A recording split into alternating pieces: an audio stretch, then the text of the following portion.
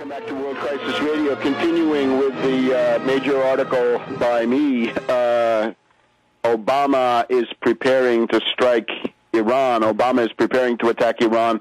Tarpley.net, take a look, major study, because it is a turning point. It's not a continuum. It's a break. It's a shift.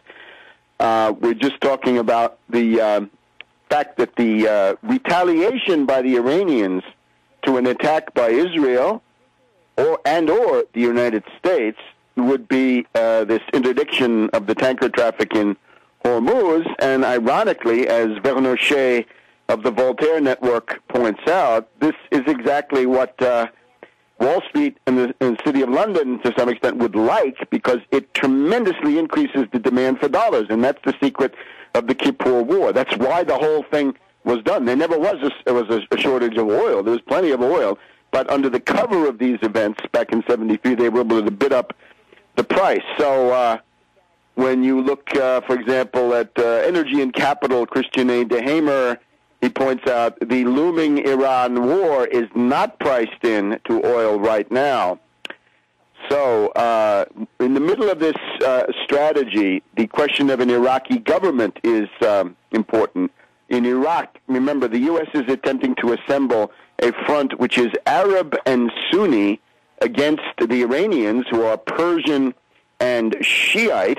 They've got Hezbollah in Lebanon and Hamas in Palestine on their side. They probably have Syria on their side when it comes to it. They may have Sudan, and they have forces that are favorable to them in Yemen and in Somalia. But the line of the Anglo-Americans, for example, Jeffrey Goldberg, writing on the Atlantic website, quote, "The Jews and Arabs have been fighting for 100 years. The Arabs and the Persians have been going at it for 1,000 years." So you get the idea.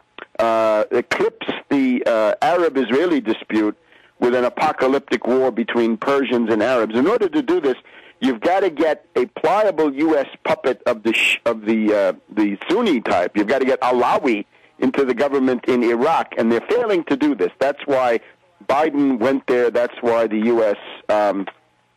Is with Obama has made that call again. Now, who says there's going to be a war? Well, Fidel Castro, in that famous interview, right? I think you could say he came out of semi-retirement. It's the first detailed media interview since his illness began several years ago.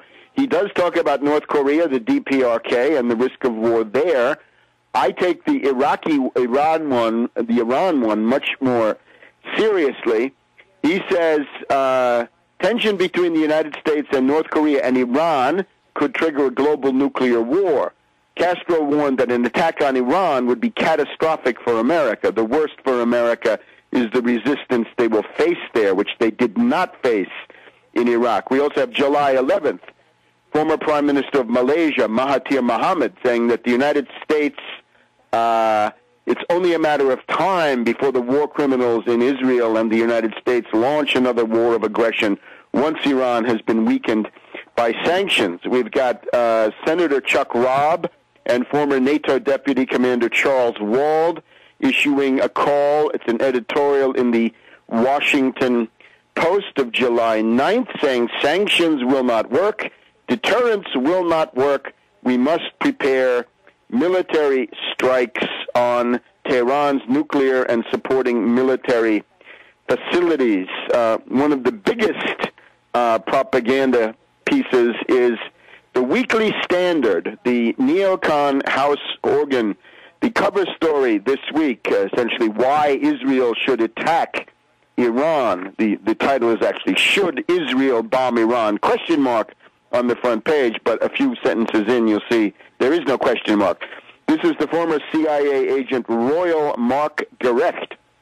And the idea here is you better get busy. Interestingly, he takes a swipe at Brzezinski. Quote from Royal Mark Gerecht in the Weekly Standard. The Israelis should get busy and attack, essentially. He says, the Obama administration might fume, but it is hard to imagine the president, given what he has said about the unacceptability of Iranian nukes, scolding Jerusalem for too long. He might personally agree with his one-time counsel, Jimmy Carter's national security advisor, Zbigniew Brzezinski, that Israel has become a pariah state, but politically this won't fly. So gloating that whereas 3 years ago Brzezinski and his group, the Trilateral Soft Power Nye International Crisis Group, had the upper hand, now the neocons are the coming force around Petraeus. And, of course, the Brzezinski people dragged down by the fecklessness and unpopularity of Obama. Now, interestingly enough, remember in the run-up to the Iraq War, Kenneth Edelman said, it'll be a cakewalk, words to carve in stone at the State Department. Well, Garect is telling us Iran will be a cakewalk. Quote, American fear of Iranian capabilities in Iraq and Afghanistan has been exaggerated. We'll soon be out of Iraq, and don't worry, even if the Iranians tried their utmost, they could give us only a small headache compared with the migraine we've already got, courtesy of the Pakistanis, and so forth. The Israelis know, says Garek, that the U.S. Navy has no fear of Tehran closing the Straits of Hormuz. If Khamenei has a death wish, he'll let the Revolutionary Guards mine Hormuz. This is the only thing that could get Obama to strike Iran militarily. Khamenei would soon have no Navy, no Air Force, no Army. And the Israelis are praying that Khamenei will retaliate. Converges with the financial side of the analysis. So the question of deterrence, right, mutually assured destruction, won't work because they're crazy. We also have Michael Barone. Barone essentially says we better take this seriously because there are not just the usual hawks, cowboys, bushmen, and neocons who are for this, but there's other opinion. And he points to another article that's thoroughly accounted for in this paper, which is Joe Klein in Time magazine. Joe Klein in Time magazine essentially says, don't look now, but the attack is on the table. It's been off the table, now it's back on. This is Time magazine.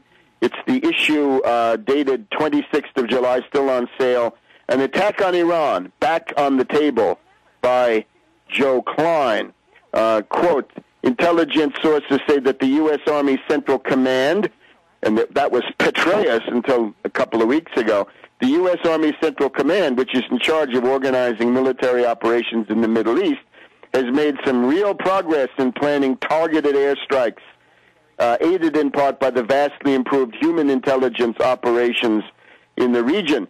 An Israeli military source tells Joe Klein there really was not a military option a year ago, but now there is a real option. Israel, an integral part of the planning. So don't believe breakaway ally. If Israel attacks first, this is part of a cynical scenario. There is resistance in the U.S. military, naturally. Who wants to go into that meat grinder? The Iraqi meat grinder, bad. The Iranian meat grinder, much, much worse. Gates had said a little while ago that a targeted attack even would be disastrous on a number of levels, but now the worm is turning. So we've also got Arnaud de Boschgrave, the Count, who used to be UPI. He used to be Crossfire back many years ago. Veteran columnist Arnaud de Boschgrave, this is Newsbacks now, says that one of the main things is that the Saudis and the UAE are demanding it. We'll get to that in a minute.